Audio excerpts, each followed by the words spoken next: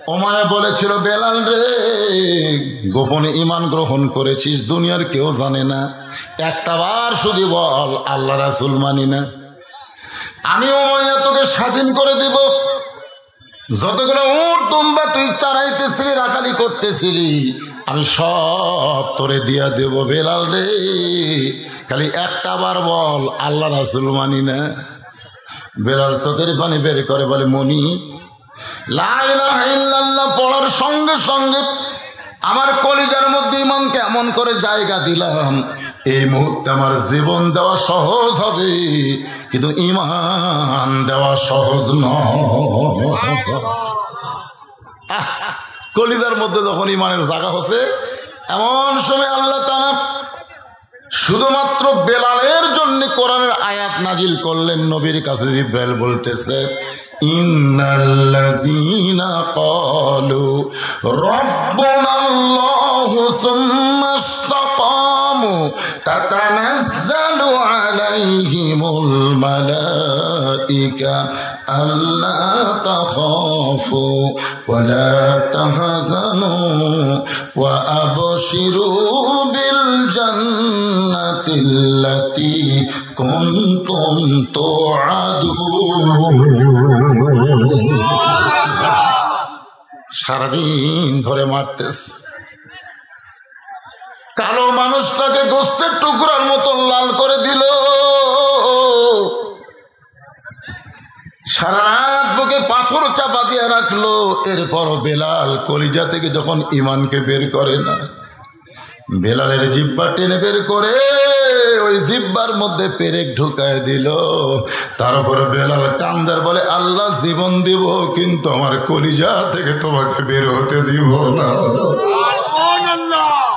তাসদীক বিল জানান, এই কলেমাকে কলিজার মধ্যে জায়গা দিয়া রাসূল বলেছেন, আমল বিল আরকান, কলেমা যখন কলিজার মধ্যে জায়গা পাবে, ওই কলেমা অনুযায়ী আমল করা লাগবে। কলেমাকে রক্ষা করবার গেলে 1 নম্বর আমলের নাম হলো নামাজ। রাসূল বলেছেন, লা সলাতা লা ঈমানা, যার নামাজ নাই তার ঈমান নাই। এতক্ষণ ঈমানের উপর কথা শুনলেন। এখন ঈমানকে হেফাজত করতে গেলে 1 নম্বর যে নেক আমল লাগবে, ও আমিলুস সলেহা, সূরা আসরের 2 নম্বর বিষয়। এই নেক আমল 1 নম্বরের নাম হলো নামাজ। জোরেকার নাম কি? এই পিছনে যারা দাঁড়িয়ে আছেন, আপনার কথা কন না কেন, শুনতে পাচ্ছেন না? 1 নম্বর কি? আরো জোরে। লা সলাতা লা দীন, যার নামাজ নাই তার কোনো ধর্ম নাই। মান তারাকা সালাতু মুতাম্মিদান ফাকাদ কাফারা, ইচ্ছা করে একটা ওয়াক্ত নামাজ যারা বাদ দিল, তারা আল্লাহর সঙ্গে কুফরি করলো। বাইনাল আবদি ওয়াল কুফরি তরকুস সালাত, বান্দা আর কাফেরের মধ্যে পৃথক করার জিনিস, তার নামই হলো নামাজ। যারা নামাজ পড়বে তারা হবে বান্দা। আর বান্দা সম্পর্কে আল্লাহ বলেছেন, ফাদখুলি ফি ইবাদি ওয়াদখুলি জান্নাতি। তাহলে নেক আমলের মধ্যে 1 নম্বর কি? সবাই বলতে হবে 1 নম্বর কি? এটা খালি জুম্মার নামাজ, 5 ওয়াক্ত নামাজ। এই নামাজ যদি আমরা আদায় করি, তাহলে আমাদের চরিত্র কেমন হবে? আল্লাহ কোরআনে বললেন, ইন্নাস সালাতা তানহা আনিল ফাহশাই ওয়াল মুনকার, একমাত্র নামাজই পারে মানুষকে যাবতীয় খারাপি থেকে বাঁচায়া দিতে। অথচ কবলত করা, মুখে দাড়ি, মাথার টুপি, অনেক অফিসারকে আমরা দেখি এইরকম নামাজ পড়ে 5 ওয়াক্ত, আবার ঘুষও খায়। ধরে কন কি খায়? তাহলে আল্লাহর কোরআন বলল নামাজই পারে মানুষকে যাবতীয় খারাপি থেকে বাঁচায় দিতে, অথচ নামাজ পড়ে আবার খারাপেও করে। নামাজ পড়ে ছেলেকে সব সম্পত্তি দেয়, মেয়ে ফাঁকি দেয়। এইরকম হাজি বাবা আছে না নাই? আছে না নাই? নামাজও পড়ে জমিরাল ঠেলে। আল্লাহ কয় নামাজের জোরে ফায়েসাকা যাবে দূরে, পাক কোরআনে রয়েছে ঘোষণা, এখন আকাম কুকাম নামাজ রোজা একসাথে বান্ধিয়া বোঝা, জাহান্নামে দিয়াছ রওয়ানা, আজও কেন আল্লাহর নামাজ ধরতে পারলা না? নামাজ পড়লে হবে না, নামাজ ধরা লাগবে। নামাজ কি করা লাগবে? ধরা লাগবে। ধরা ধরা ধরা বোঝেন? সারাদিন কেউ যদি ঘরের মধ্যে পড়ে চোর চোর চোর চোর চোর চোর পড়তেছে, কিন্তু চোরক ধরতেছে না, ওই গ্রামে কি চুরি কমবি না বাড়বে? সবাই পড়েন, চোর চোর পড়েন পড়েন, চোরের কিছু হবে না। কিন্তু পড়া বন্ধ করে যদি ধরার চেষ্টা করেন, চোর আর ভয় ওই গ্রামে ঢুকবি না। ওই গ্রামের লোকেরা চোর চোর পড়ে না রে, এখন চোর ধরতেছে। বাংলাদেশে আমরা নামাজ পড়ি কিন্তু নামাজ ধরি না। নামাজ যদি একবার ধরতে পারি তাহলে সমস্ত কাজকাম আমাদের ভালো হবে। এই কথা বলেছেন কে? পুরুষ মানুষের জন্য 1 নম্বর নেক আমল হলো নামাজ, আর মেয়েদের জন্য 1 নম্বর নেক আমল কিন্তু নামাজ না। মেয়েদের জন্য 1 নম্বর নেক আমলের নাম হলো পর্দা। আমার মায়েরা বোনেরা আছে না নাই? দরকার আছে না নাই? আমার মা বোনদের জন্য ওয়ামিলুস সালিহার উপরে 10টা মিনিট একটু কথা বলবো। মা, আপনি যদি নামাজ কম পড়েন কোনো সমস্যা নাই, যদি আপনি রোজা কম করেন কোনো সমস্যা নাই, কিন্তু পর্দার মধ্যে যদি কম বেশি করেন আপনার একটা ইবাদত আল্লাহর দরবারে কবুল হবে না। এই জন্য মেয়েদের 1 নম্বর নেক আমলের নামই হলো পর্দা। গভীর রাত্রে খাদিজাতুল কুবরা আল্লাহ নবীর হাতখানা বুকের মধ্যে নিয়ে কাঁদতেছেন। রাসূল বলে, খাদিজা কান্দার কারণ? খাদিজা বলে, রাসূলুল্লাহ, যে কোনো সময় আমার মৃত্যু হবে, আমি মরে গেলে আমার খবর কি? এই খবরটা কি আপনি জানাবেন না? আল্লাহ রাসূল খাদিজার কবরে একটা চুম্বন দিয়ে বললেন, খাদিজা, আপনি মরে গেলে আপনার খবর কি যদি জানতে চান তাহলে শোনেন। এই দুনিয়াতে 10 জন পুরুষকে আল্লাহর জান্নাতের সার্টিফিকেট দিয়েছে। পুরুষের মধ্যে 1 নম্বর আবু বকর, 2 নম্বর ওমর, 3 নম্বর ওসমান, 4 নম্বর আলী, 5 নম্বর আব্দুর রহমান ইবনে আওফ, 6 নম্বর জুবাইর, 7 নম্বর তালহা, 8 নম্বর সাদ ইবনে আবি ওয়াক্কাস, 9 নম্বর আবু সাইদ, 10 নম্বর ওবাদা ইবনুল জাররাহ। এই 10 জনই হলেন পুরুষের মধ্যে আশারে মুবাশশারা। ও খাদিজা, আপনি জানেন না পুরুষের মধ্যে আল্লাহ যেমন 10 জন পুরুষকে জান্নাতের সার্টিফিকেট দিয়েছে, নারীদের মধ্যেও তেমন 10 জন নারীকে আল্লাহ জান্নাতের সার্টিফিকেট দিয়েছে। খাদিজা নবীর হাত চেপে ধরে বলে, রাসূলুল্লাহ, যেই 10টা নারীকে আল্লাহ জান্নাতের সার্টিফিকেট দিল, এই 10টা নারীর মধ্যে কি অধম খাদিজার নাম আছে? হুজুর, একটু বলেন তো, আমি খাদিজার নাম কি 10 জন নারীর মধ্যে আছে? আল্লাহ রাসূল মুস্তাহিদা বলেন, খাদিজা, পুরুষের মধ্যে 1 নম্বর হলো আবু বকর, আর নারীদের মধ্যে 1 নম্বর হলো খাদিজাতুল কুবরা। সঙ্গে সঙ্গে মা খাদিজা লাভ দেওয়া বলতে, হুজুর, এই খবর আগে দেওয়া যায় না? হাই হাই, কি টেনশনে আছি আমি। আল্লাহ রাসূল বলে, খাদিজা, নারীদের মধ্যে 1 নম্বর জান্নাতে হওয়াতে আপনি খুশি হলেন। আপনি আমার বিবি, আপনার কাছ থেকে আমি জানতে চাই, নারীদের মধ্যে 2 নম্বর কে হলে ভালো হয়? পুরুষের মধ্যে 2 নম্বর ওমর, 2 নম্বর কে? 1 নম্বর আবু বকর, 2 নম্বর ওমর।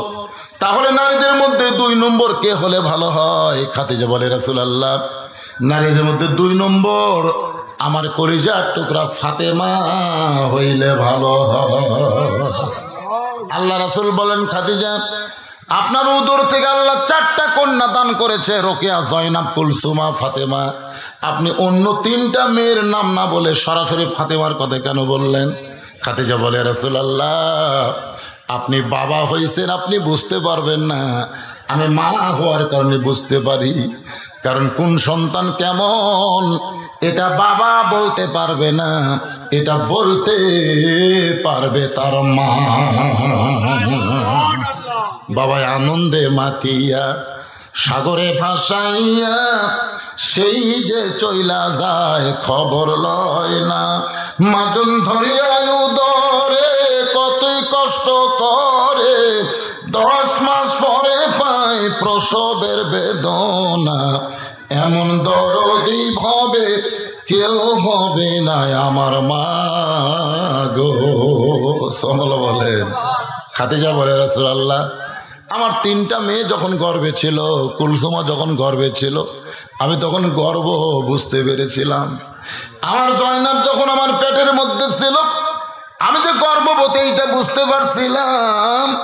আমার রোকেয়া যখন পেটের মধ্যে ছিল, আমি তখন বুঝতে পারছিলাম। আল্লাহর শপথ করে বলি নবী গো, আমার কলিজার টুকরা ফাতিমা যখন আমার পেটে, আল্লাহ স্বয়নের স্বপ্নে যেন আমাকে জান্নাত বারবার দেখাইছে। ওগো স্বামী, আমি আপনার কাছে জোড় হাত করে বলি, আমার ফাতেমাকে আল্লাহ যেন 2 নম্বর দেয়। 1 নম্বর আমি, ফাতেমা 2 নম্বর যেন হয়। রাসূল চোখের পানি নিয়ে বললেন খাদিজা, আপনি যতই জোড় হাত করে বলেন আপনার ফাতেমা জান্নাতি নয়, আপনার ফাতেমা জান্নাতি নয়। খাদিজা বলে নবী গো, আমার ফাতেমা যদি জান্নাতি না হয় তাহলে ফাতেমার খবর কি? রাসূল মুস্কে হেসে বললেন খাদিজা কাঁদবেন না, আপনার ফাতেমা কেন জান্নাতি হবে? ফাতেমা হবে জান্নাতি নারীদের নেত্রী। খাদিজা বলে রাসূলুল্লাহ সর্বপ্রথম ঈমান গ্রহণ করলাম, আমার যত সম্পদ ছিল আমি সব আল্লাহ দিয়া দিলাম।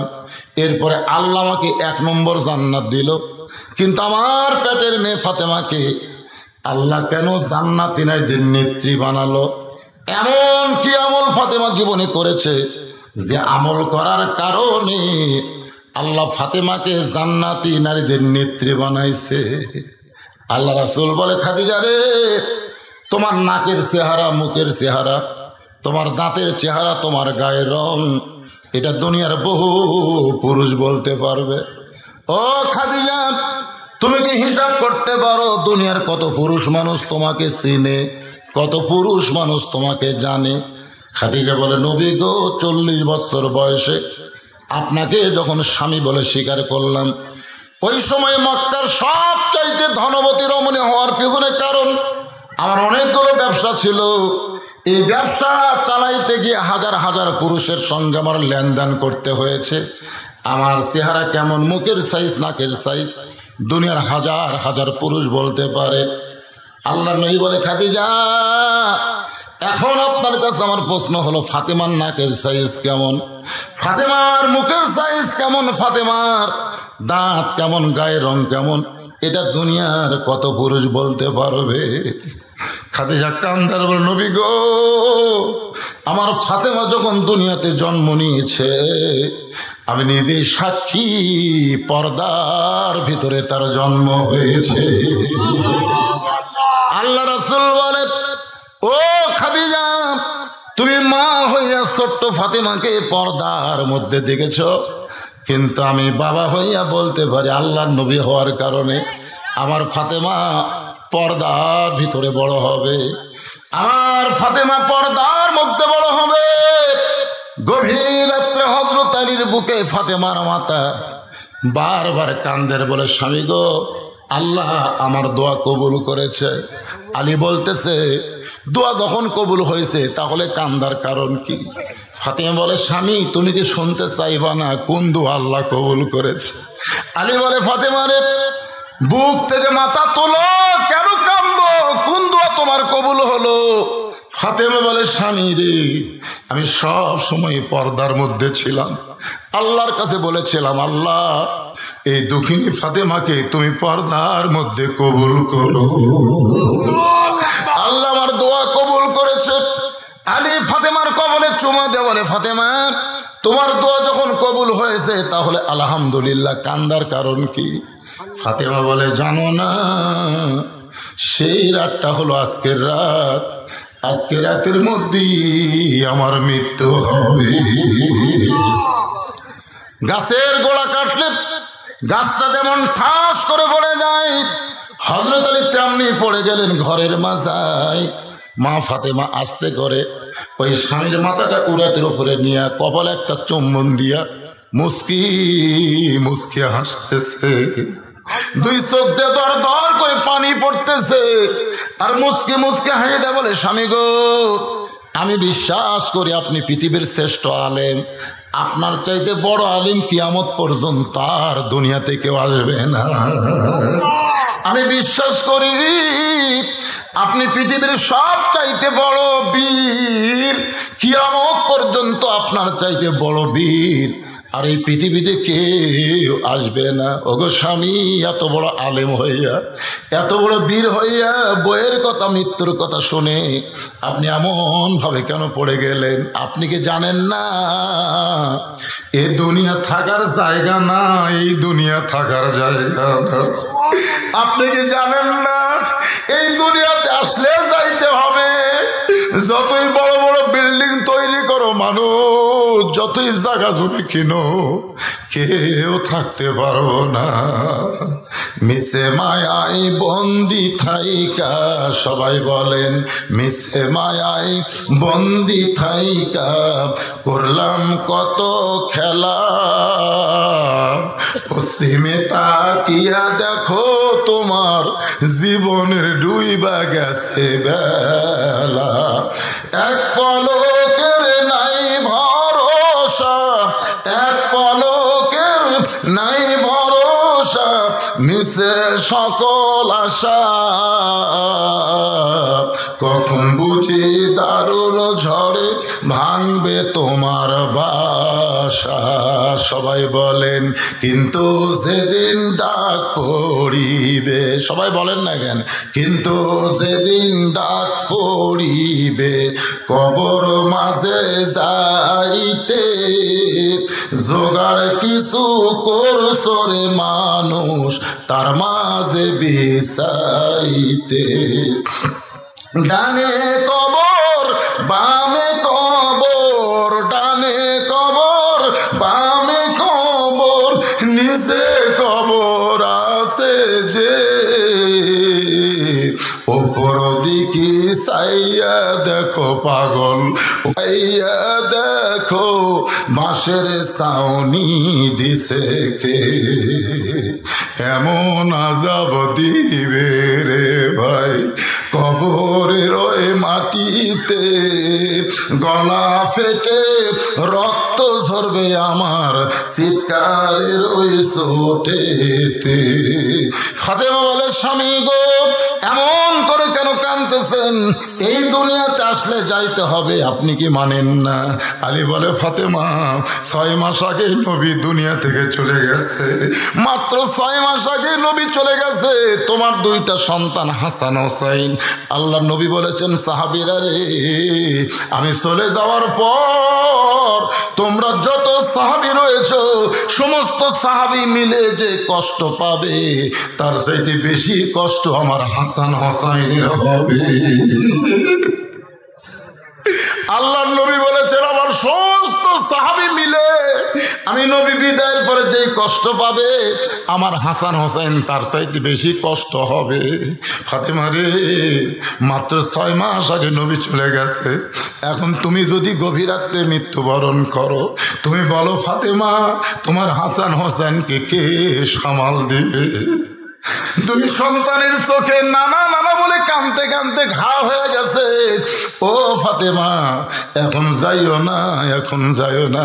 ফাতেমা স্বামীর চোখের পানি মুছে দিয়া কয়, মৃত্যু তারিখ যদি একবার ঘোষণা হয় ওই তারিখ আর রদ বদল করা সম্ভব না। আমি চলে যাওয়ার পর আমার 3টা চাওয়া আপনাকে পুরা করতে হবে। 1 নম্বর চাওয়া হলো, রাতের অন্ধকারে মৃত্যুবরণ করলাম, রাতের অন্ধকারেই আমাকে দাফন করা লাগবে। আমার 2 নম্বর চাওয়া হলো, আমার কোনো জানাজার ব্যবস্থা করা লাগবে না, কারণ আপনি দোয়া করলেই আমার 8টা জান্নাত হয়ে যাবে। আমার 3 নম্বর চাওয়া হলো, আমার লাশটা খাটনিতে তুলবেন না। আমি ফাতেমা হিসাব করে দেখলাম 4 জন মানুষ খাটনি কান্দে নিবে, এমন 4 জন দুনিয়াতে আমি খুঁজে পাইলাম না। আমার বাবা যদি থাকতো দুনিয়ায়, মরা মেয়ের লাশের খাটনি বাবা কান্দে নিবার পারতো। আমার হাসান হোসেন যদি বড় হইতো, মায়ের লাশের খাটনি কান্দে নিবার পারতো। আমার বাবা নাই রে, বিদায় নিয়েছে। হাসান হোসেন এত ছোট, ওদের কান্দে আমি মা উঠবার চাই না। আপনি শুধু আমার লাশটা কান্দে করে নিয়ে জান্নাতুল বাকির পূর্ব কোণায় সবুজ রঙের একটা বাতি জ্বলবে, ওই বাতি বরাবর আমাকে দাফন করবেন। ওগো স্বামী, দুনিয়ার কাউকে আমার কবর খুঁড়তে বলবেন না। যদি কেউ কবর খোঁড়ে তাকে কবরের কথা বলতে নিষেধ করে দিবেন। গভীর রাত্রে হযরত আলী ফাতেমাকে জান্নাতুল বাকির পূর্ব কোণায় দাফন করে আল্লাহর কাছে বলতেছে, আল্লাহ আমার ফাতেমাকে তুমি কবুল করে নাও। দোয়া শেষ করে তাকায় দেখে সামনে কয়েকটা পুরাতন কবর দেখা যায়। এই মাত্র কবর দিল ফাতেমার, সেই নতুন কবর গেল কোন জায়গায়? আলী জান্নাতুল বাকি দৌড়ায় আর কান্দে বলে, ফাতেমার কবর, ফাতেমার কবর কোথায় রে? ফাতেমার কবর কে যেন দূর থেকে ডাকতে পারে, আলী রে তুমি কি জানো যারা দাফন করেছো পর্দানিশী, আমি আল্লাহ তার পর্দাকে কবুল করে কবরটাকেও কিয়ামত পর্যন্ত পর্দা করেছি। আমার মায়েদের জন্য বলতেছি, মা ওই ফাতেমার সঙ্গে যদি জান্নাতে যাবার চান তাহলে 1 নম্বর নেক আমল হলো পর্দা। পুরুষের জন্য 1 নম্বর হলো নামাজ, আর নারীদের জন্য 1 নম্বর হলো পর্দা। ও আমিলুস সালেহা, নেক আমলের মধ্যে আমি আপনাকে নামাজ আর নারীদের পর্দা বিষয় ওয়াজ করলাম, তাহলে ঈমান হলো, আমিলুস সালেহা হলো। আরো 2টা বিষয় আছে না নাই? সূরা আসরের কয়টা? এখন যারা আসতেছে ভাইজান, এখানে আর কান্নাকাটি করার সুযোগ নাই, এখন গরম ওয়াজ করা লাগবে। অতাওয়াসাউ বিল হক, ধরে কোন কথা ঠিক কিনা? যা কান্দিছি আমরা আলহামদুলিল্লাহ। না বুঝতে পারছি তো, আপনারা যেটা খবর চাচ্ছেন। এই এখনই মৃত্যুর ওয়াজ হলো, মরার ওয়াজ হলো না।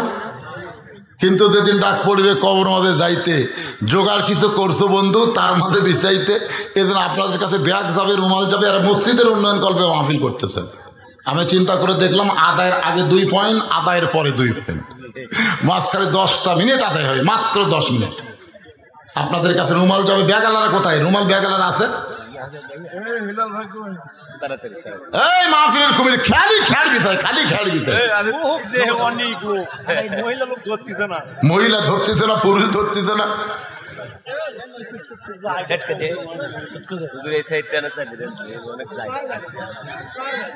অর্ধেক ওয়াজ হচ্ছে, বোঝেন না?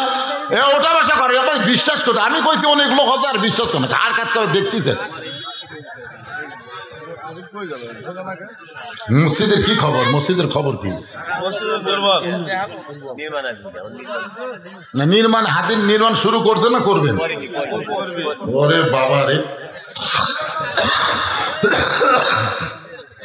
গরিব গ্রাম, ধরে কোন কি গ্রাম? মাশাআল্লাহ, এই গরিব গ্রামে আল্লাহর ঘর হবে। হক নাম শুনছেন? নাম শোনেন না? আল্লাহ মাইজুর হকের নাম শোনেন না? মেম্বার সাহেব 2000 টাকা, বর্তমান মেম্বার সাহেব 2000 টাকা, এগুলো লেখালেন 5 বস্তা সিমেন্টও করবে দান। আল্লাহ মেম্বার সাহেব 2000 টাকা নগদ 5 বস্তা সিমেন্ট দান করবে। আল্লাহ মেম্বারের দানকে কবুল করেন। আর একজন 100 টাকা দান করছে, আল্লাহ কবুল করেন, আল্লাহুম্মা আমিন। হ্যাঁ ভাইজান, আজিজুল হকের একটা ছেলে নাম হলো মামুনুল হক, নাম শুনছেন? এটা কোন জায়গা তো অতকুতি রে? কেন হকের অসম্মান? অতাওয়াসাউ বিল হক, আজিজুল হক, মামুনুল হক, কুলজাল হক, তাযাকাল বাতিল, ইন্নাল বাতিলা কানা যাহুকা। তো হকের উপর অসম্মান গেলে এগুলা ছিলেন না আপনারা? কোরআন শরীফের কি থোয়া যাবে? বোঝে না রে, কার উপর কি থই রে?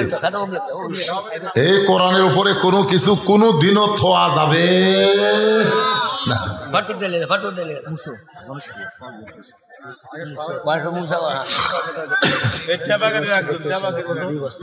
নাম কি আপনার? মৌলানা আরিফুল ইসলাম এই মসজিদের পেশ ইমাম সাহেব, উনি 2 বস্তা সিমেন্ট করবে দান। আল্লাহ তার দান কবুল করে, আল্লাহুম্মা আমিন। রেজাল্ট করিম কে? টেফাগাড়ি রেজাল্ট করিম এক বস্তা সিমেন্ট করবে দান। আল্লাহ রেজাল্ট করিমের দানকে আল্লাহ আপনি কবুল করেন। আল্লাহ নেক নিয়ত নেক আশা করে আল্লাহুম্মা আমিন। ভাই কি নাম?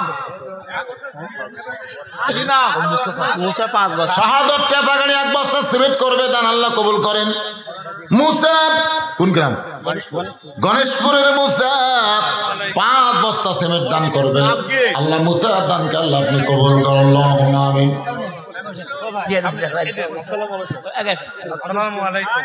প্রধান অতিথির আগমন, চেয়ারম্যান সাহেবের আগমন, সময় মতো বাসি আমরা। এইগুলো লেখেন রে বারে লেখেন, মসজিদ হয়ে যাবি রে।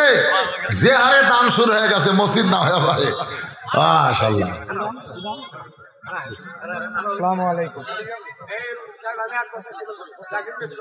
জাকিরুল ইসলাম বাড়ি হরিপুর থেকে এসে, এগুলো সব খালি ভিন্দুকের নামই বেশি রে। গণেশপুর, হরিপুর। হাফিজুর রহমান আকন্দ হরিপুর থেকে 1 বস্তা সিমেন্ট করবে দান আল্লাহ দান কবুল করে আল্লাহুম্মা আমিন। এ ভাই একটা হাত তুল, কয় বস্তা? ও উনি 5 বস্তা দিবেন। নাম কি?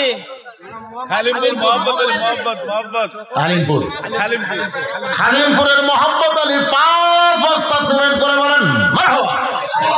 মাশাআল্লাহ। রডও দিল হাজী সাহেব, সিমেন্টও মাশাআল্লাহ হচ্ছে। কয় বস্তা বাবা? কি নাম? সাব্বিরুল। বাসা ইমামপুর। কদ্দুর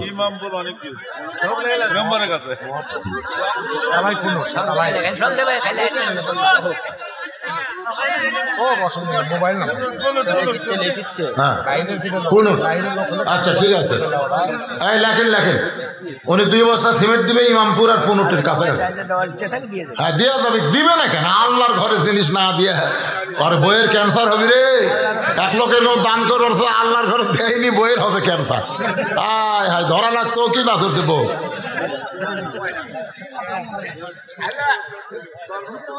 দশ বস্তা এরকম দানবীর আপনাকে মাঝে মাঝে বসে আছে, কিন্তু চেততেছে না। আলমগীর হোসেন আল্লাহ 10 বস্তা সিমেন্ট আল্লাহর ঘরে করলো দান। আলমগীরের দানকে আল্লাহ কবুল করেন। মাশাআল্লাহ। এর নাম লেখেন, নাম লিখছেন একেবারে নাম লেখা না যে দৌড় দিলেই আপন 1 বস্তা সিমেন্ট করলো দান। আপনের দানকে আল্লাহ কবুল করেন। বড় ধর্ম এমনি বড় মনে আছে, সব বড় মনে, 2000 ইট দেন, 5000 দেন, 1 লাখ টাকা। লিল্লাহে তাকবীর। জোর করে ডাকলেন অনুমতি দিবিলা। আমি লেখি তো লিখে এখান থেকে করছি যে ভাই আমাকে ধরে নিয়ে যাবেন, তাও কথা কিছু করবেন না। এই যে ওনার অনুমতি কর্মী না আছে, পুলিশ অনুমতি নাই, এগুলো কোরআন মাহফিল কি।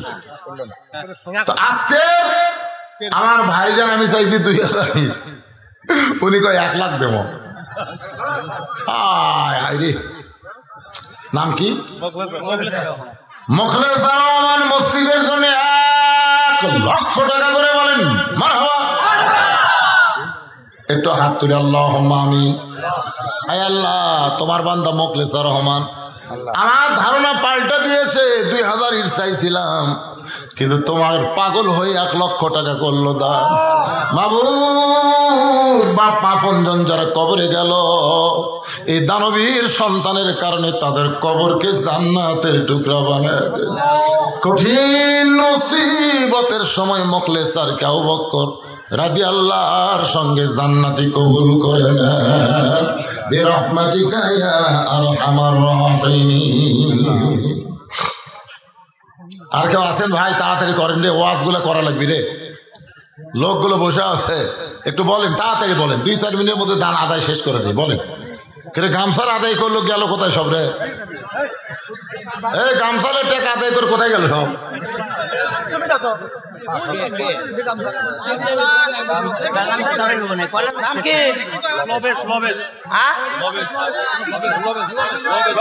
একজন বলা লাগবে, কেউ কবেজ কেউ লবেজ। কোনটা বাবা?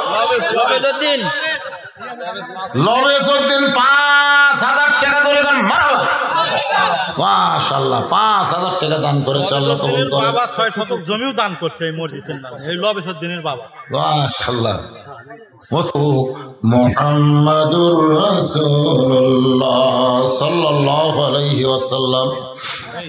আমি ছোটবেলায় আমার দাদা যখন জীবিত ছিল দাদার মুখে একটা কথা শুনতাম। আমাদের বগুড়ার তারাত গাড়ি একটা গাড়ি আছে, তারাত গাড়ি। কি গাড়ি? ওই গাড়ির একটা হাবো পাগলা, জোরে কোন কি পাগলা, যেরকম কিছু আগে একটা পাগলা এখানে বইছিল না, ঠিক ওই রকম। হ্যাঁ, হাবো পাগলা রাস্তা দিয়ে যাচ্ছেন, যাওয়ার সময় দেখে হাজার হাজার মানুষ খাওয়া দাওয়া করতেছে, একটা অনুষ্ঠান যেরকম আজকে আপনাদের এখানে হয়েছে। তো ওই পাগলে রাস্তা দিয়ে যাওয়ার সময় বলতেছে, মানুষ নাই রে, মানুষ নাই। কি বলতেছে? মানুষ নাই রে, মানুষ নাই। সমস্ত লোক যারা খাওয়া দাওয়া করতেছে তারা হাসতেছে। ওই পাগলের এই কথা শোনা তারা হাসতেছে, কারণ তারা বিশ্বাস করছে পাগলে কিনা কয় আর ছাগলে কিনা খায়। কিন্তু যতগুলো মানুষ খাওয়া দাওয়া করতেছিল ওদের মধ্যে এক মানুষ আবার কথাটা ধরিয়েছে। কথাটা কি করছে? না ধরলে কিছু হবে, পাগল তো, কিন্তু ওই ধরিয়েছে। ওই কথাটা ধরে আমি কিন্তু অথবা সবেল হকের উপর ওয়াজ করতেছি, একটু মনোবুদ্ধ শোনেন। কারণ বর্তমানে তো ডাইরেক্ট কোনো কথা বলা যাবে না, অ্যাঙ্গেলে মার দেওয়া লাগবে, জোরে কোনো কথা ঠিক না। এই জন্যে আপনারা খেয়াল করবেন। তো এখন ওই লোকটা কথা ধরিয়েছে, জোরে কোন কি করছে? কেউ ধরেনি। কেন ধরেনি? পাগল।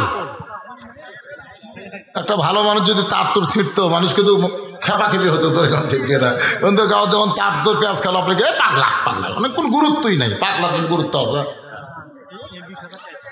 যেই লোকটা কথা ধরেছে ওই লোকটা খাওয়া দাওয়া বন্ধ করে পাগলের কাছে গিয়ে বলে, পাগল এই কথা তুমি কেমনি কইলা, মানুষ নাই মানুষ নাই, যেখানে হাজার হাজার মানুষ খাওয়া দাওয়া করতেছে আর ওই জায়গায় তুমি কইলা মানুষ নাই। পাগল বলতে, তুই বলে দেখ, আমি বলছি কেউ ধরেনি, কি তুই খালি বল, দেখ অবস্থাটা কি হয়। তখন বলে, ভাই আমি বলবো না, আমি তোর কাছে শুনবার চাচ্ছি, তুই কেন বললি? পাগল বলতে, শুনে এত কাম হবে না, আমি কেন বললাম মানুষ নাই এটা কি তুই শুনবি না দেখবি? আপনারা বলেন তো, শোনা কথার বিশ্বাস বেশি না দেখা কথার বিশ্বাস বেশি?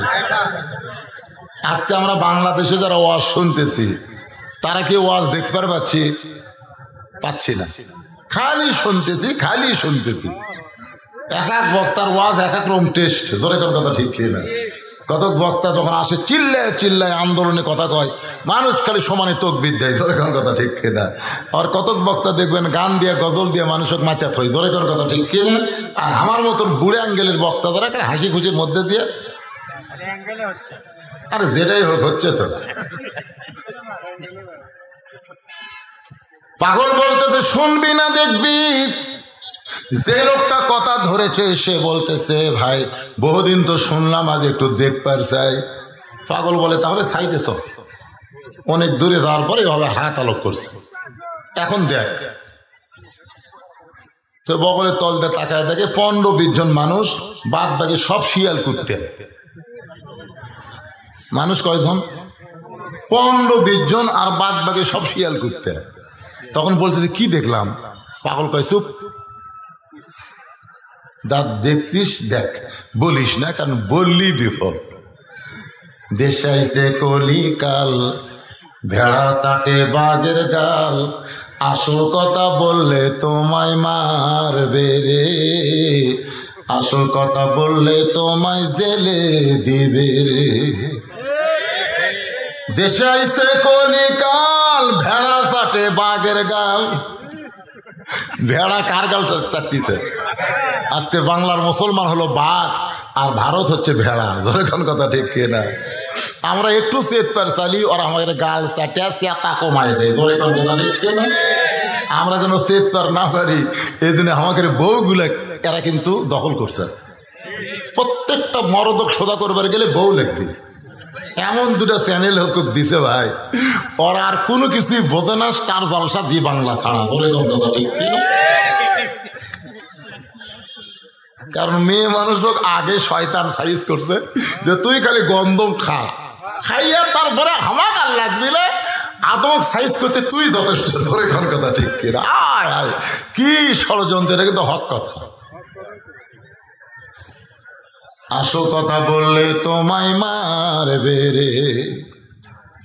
বলে ভাইজান কাউকে বলবো না, কিন্তু কি দেখলাম হাবু পাগলা বলতেছে, আল্লাহ বলেছেন লাকাদ খালাকনাল ইনসানা ফি আহসানি তাকবীম।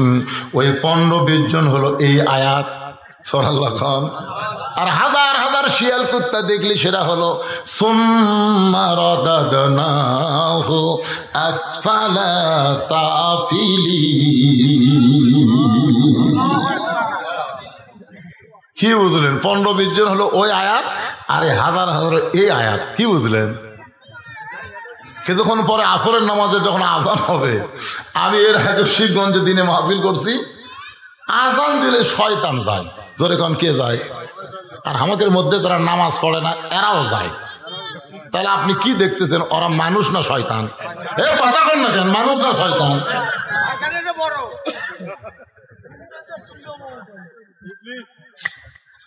আল্লাহ কোরআনে বললেন কুল আউযু বিরাব্বিন নাস, পড়েন কুল আউযু বিরাব্বিন নাস মালিকিন নাস ইলাহিন নাস মিন শাররিল ওয়াসওয়াসিল খান্নাস। একটু মনোযোগ দিবেন, হক কথা। সবচাইতে হক কথা হলো শুধু কোরআনের ওয়াজ শুনলে হবে না, কোরআন মোতাবেক আমাদের চলা লাগবে। জোরে কোন ঠিক কিনা? আমরা বাংলার মুসলমান কোরআন শুনি কিন্তু চলি না। হক কথা হলো আপনি যে মসজিদ নির্মাণ করতেছেন, এই মসজিদটা আসলে কার ঘর? কথা সবিল হকের উপর ওয়াজ হচ্ছে, একটু মনোযোগ দিয়ে শুনবেন। জিজ্ঞাসা করাল হাজী সাহেব খবর কি? বলে হুজুর এই যে অটো রাইস মিল দেখতেছেন এটা আমার। ওই মিলের পাশে যেই জমিগুলা দেখতেছেন এইগুলা সব আমার। ওই সাইডে যা দেখতেছেন সব আমার বাপ চাচা। সবই যদি তোমাকে হয় তাহলে আল্লাহর কুন্ডা। বলে আল্লাহটা দেখবার গেলে 2 মিনিট হাঁটা লাগবে।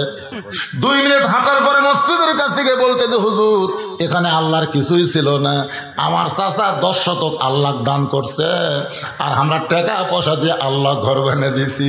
ফেরেশতাকে আল্লাহ এই দেশের নাম কি, যে এই দেশে তোমার কিছুই নাই, ওর চাচা 10 শতক দান করলে তুমি পাও, এরা টাকা দিয়ে ঘর বানিয়ে দেয়, এই দেশের নাম কি? আল্লাহ কয় ফেরেশতা ওই দেশের নাম হলো বাংলাদেশ। ওই দেশে হক কথা হলো আমি আল্লাহর চাইতে গরিব আর কেউ নাই।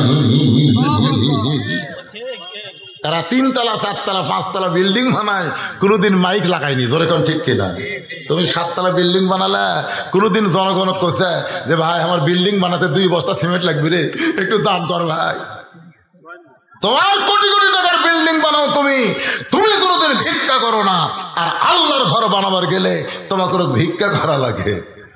পাকিস্তানের শহীদ আফ্রিদি একজন ক্রিকেটার 19টা মসজিদ বানায় তারপরে নিজের বাড়ি বানাচ্ছে। বউ ছেলে খালি কান্দের কয় আপনি কি আপনার বাড়ি বানাবেন না? আগে আল্লাহর ঘর, এই মুসলমান আগে আল্লাহর ঘর তৈরি হবে, তারপরে আমার বাড়ি হবে। 19টা মসজিদ নির্মাণের পরে তিনি নিজের একটা কুড়া ঘর বানাচ্ছে। বউ কয় মসজিদে ভালো, আপনার বাসা ভালো না। শহীদ আফ্রিদি কয় মসজিদের বিনিময়ে আল্লাহ জান্নাতের ঘর দিবি, এই ঘরের বিনিময়ে হক আল্লাহ চৌকা দিবি। হলো মুসলমান। সৌদি আরবে যান, কুয়েত কাতারে যান, প্রত্যেকটা আমির প্রত্যেকটা কোটিপতি একটা করে মসজিদ বানায় তারপরে বাড়ি বানাচ্ছে। আর আমাকে নিজের বাড়ি বানাতে কোটি কোটি টাকা খরচ করি, ওই জায়গার টাকার অভাব পড়ে না। মসজিদের জন্য যদি চাই, নাই ভাই নাই ভাই, 3 তলা বিল্ডিং বানাচ্ছে, তাকে বলতেছে আল্লাহর ঘরে 2 বস্তা সিমেন্ট দেন। নাই ভাই রে খুব বিপদ আছে, 4-5 খালি জুতে মারা দরকার। জোরে কথা ঠিক না? তোর ঘর বানাতে কোটি কোটি টাকা বার হয়, আল্লাহর ঘরে 2 বস্তা সিমেন্টের টাকা নেয়। হক কথা হলো সব কিছুর মালিককে, কিন্তু আমরা কতটুকু আল্লাহ দিছি? তাও আবার দান সদকা দেন ভাই। আল্লাহ গরিব হয়ে গেছে ভাই, আল্লাহর ঘরে পানি ভর্তি দেবা, আল্লাহর ঘরতে একটু সাথ দিবার চাইতে দেব না।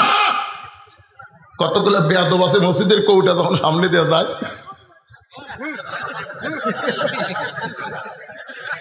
ফেরেশতাকে আল্লাহ ওর পকেট ভরার টাকা থুয়ে ওই দান বাক্স ঠেলা মারলো কে? ওর পকেট ভরার টাকা আছে, আমরা তো জানি, সেই টাকা না বার করে ঠেলা মারলো কে? আল্লাহ কই শালা জাহান্নামী তো, ওই দান বাক্স ঠেলা মারেনি, ওই জান্নাত ঠেলা মারছে, জান্নাত। আপনার কি মনে করতেছেন আপনাকে যখন চাদর গেল আমি দেখিনি? আমি কি কানা বক্তা নাকি? ওই 2-4জন চাদরটা ঘুরলো, আপনারা কেউ পকেটে হাত দিলেন, কেউ দিলেনই না, কেউ দিলেনই না, মানে যে গামছা মসজিদের খেয়ালই করলেন না। এত কান্দাকাটি কবরের শোনার পরেও যারা পকেট থেকে টাকা বাইর করে আপনার গামছা দেননি, আপনার 1-8 সপ্তাহের মধ্যে অ্যাক্সিডেন্ট হবি, 1000 টাকা হাসপাতাল খাবি রে, খাবি, সত্যি খাবি, লেগেলেন। যদি পকেট না থাকে সেটা ভিন্ন কথা, টাকা তুই কি এটাই হক কথা। হক 4 নম্বর বিষয় হলো বিপদ আপদ মুসিবত।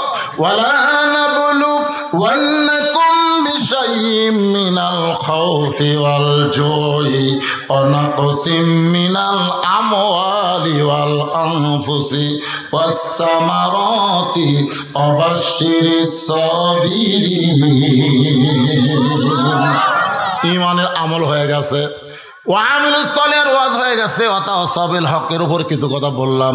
এখন মারাত্মক সাবজেক্ট হলো অতাওয়াসাবিস সবর, ধৈর্যের উপদেশ দেওয়া লাগবে। কোনোদিন বাচ্চা হয় নাই, এবার প্রথম মায়ের বাচ্চা হচ্ছে। কোনোদিন বাচ্চা হয় নাই, এবার প্রথম বাচ্চা হবে। প্রথম বাচ্চা যাদের হচ্ছে, আমি মায়েদের জোরহাত করে বলি, মা খবরদার সিজার করবেন।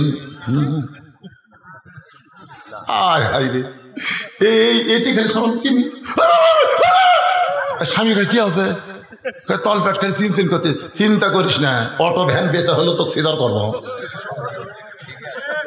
আমার এলাকার একটা ডাক্তারের বউ সিজার করছে, আজ পর্যন্ত আমি শুনিনি।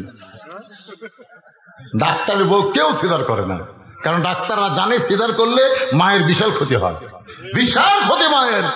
একটা ভালো মায়ের পেট কাটার কি করতেছে বুঝতেছেন না? মাত্র 3 দিন ধৈর্য ধরেন, নর্মালে বাচ্চা হবি। 3 দিন ধৈর্য ধরে, একটু বৃষ্টি সবই তো নর্মালে হবি রে। 3 দিন আগে ডাক্তার দেখাবার গেছে, ডাক্তারটা বেঁকা হয়ে আছে, ভালো তো বোঝা যাচ্ছে না, কাজ হয়ে আছে, ভয়ের ঠেলায় কাটাই বার করেন, কাটা বার করা মনেন। আর 3 দিন পরে বাচ্চার ঘুম ভাঙবি, তার আগে বার করা মানে কি? পেট কাটা ঘুমন্ত ছেলে বার করছে, ওই আর কথাও কয় না, লড়েও না, চড়েও না, তখন কি করবি রে? ডাক্তার পাও এইরকম ঘুরেই ওই ঘুরনি খাসে পেটের থেকে বার হওয়ার পরে, এই দুনিয়াতে আসার পরে ওই আর মোবাইল ছাড়া ভাত খায় না। ধরে কোন কথা ঠিক না হয়, মোবাইল ছাড়া ভাত খায় না। ও যে ঘুরনি খাসে, ওই ঘুরনি তোর মাথা গেছে। এখন পানি পড়া দেয়, তেল পড়া দেওয়ার কান্দন বন্ধ হয় না। একটা মোবাইল কিনে গেম দিলি, ওই আর কান্দে না। আমি দেখছি ডাক্তারের বউ কোনোদিন সিজার করে না, মৌলবীর বাড়িতে কোনোদিন মিলাদ হয় না। আপনি খেয়াল করে দেখবেন, মৌলবীদের বাড়িতে কোনোদিন মিলাদ হয় না, কারণ এরা জানে মিলাদ একটা ফাও জিনিস, খামাখা। আর পীরের বউ কোনোদিন মুরিদ হয় না, পীরের বউ মুরিদ হয় না। এই কারণে হয় না, পীর হলো 1 নম্বর লুচ্চা। এই সারা মুরিদের বইয়ের দিকে চোখ মারে, ওর হাতে মুরিদকে হবি। একটা পীরের বউ বাংলাদেশে মুরিদ হয় না, ডাক্তারের বউ সিজার করে না, আর মৌলবীর বাড়িতে মিলাদ হয় না। কয়টা জিনিস করলে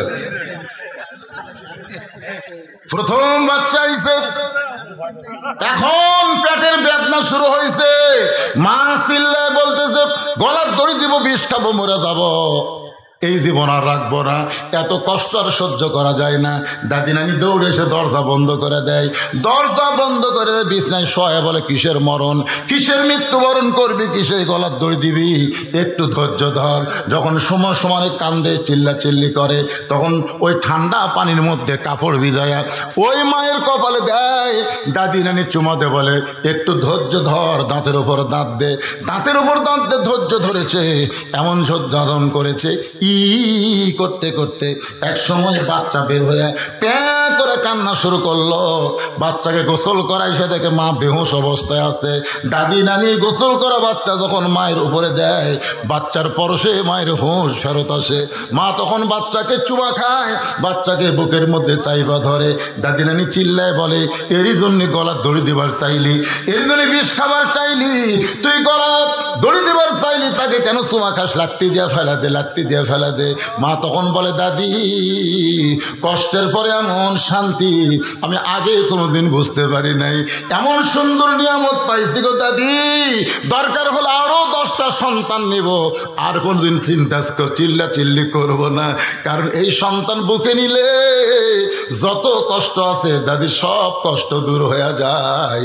আজকে বাংলার জমিনে আল্লাহর কোরআনকে গালিব করার জন্য ইসলামী আন্দোলন করতেছ, বাংলার জমিন থেকে আর্জেন্টিনা ব্রাজিলের পতাকা দূর করে কলেমার পতাকা যদি উড়াবার চাও তাহলে ধৈর্য ধারণ করতে হবে।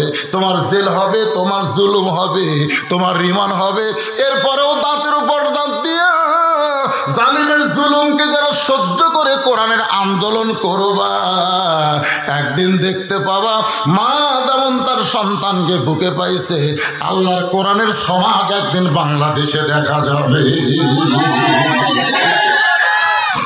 অথবা সবর, ধৈর্য ধারণের দরকার আছে না নাই? আমি 4টা বিষয় দিনের বেলা মাহফিল, যদি আল্লাহ কোনোদিন সুযোগ দেয়, পাড়া গরিব হলেও তো মানুষ গরিব না,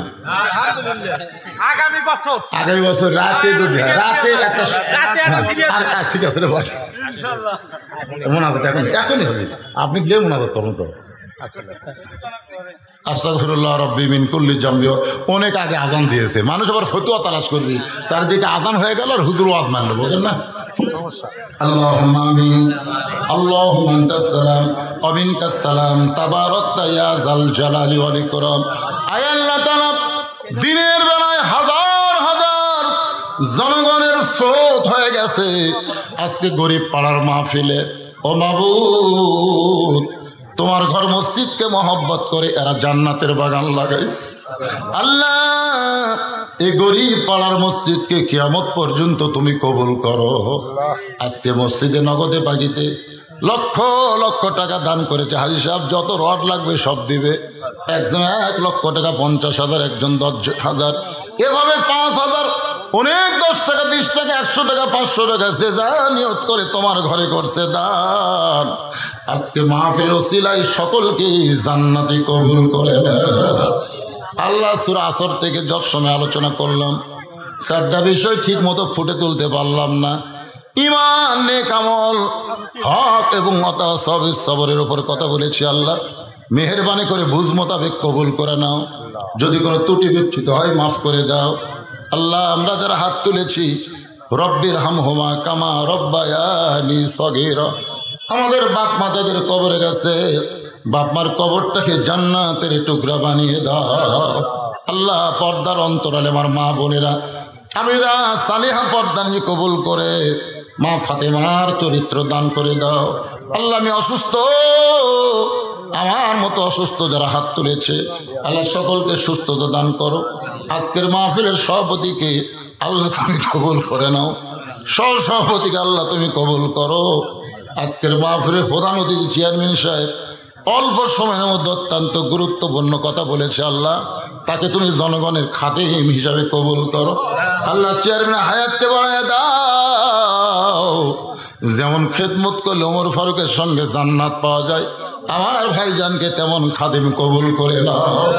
আমার বাবাজিরা হাত তুলেছে, মা বোনেরা হাত তুলেছে, যুবকেরা, কচি কাঁচা মুরব্বী, হাজি সাহেব, আলেম ওলামা, হাফেজ সাহেব, আল্লাহ যার 2 কানাত পছন্দ করো ও মাবুদ, তার 2টা হাতের ওসিলায় আমাদের দোয়া কবুল করো। কত মানুষের জানাজার নামাজ আমরা পড়েছি, এই 2 হাতে কত কবরে আমরা মাটি দিয়েছি। মরে যাব, সবাই মরে যাব, যেদিন আমাদের মৃত্যু হবে দিনটা যেন জুমার দিন হয়, মাসটা যেন রমজান মাস হয়। ইমানের সাথে ইজ্জতের সাথে দুনিয়া থেকে বিদায় নেওয়ার কালে আমাদের জবানে জারি করে দিও লা ইলাহা ইল্লাল্লাহু মুহাম্মাদুর রাসূলুল্লাহ সাল্লাল্লাহু আলাইহি ওয়াসাল্লাম। আসসালামু আলাইকুম ওয়া রাহমাতুল্লাহ।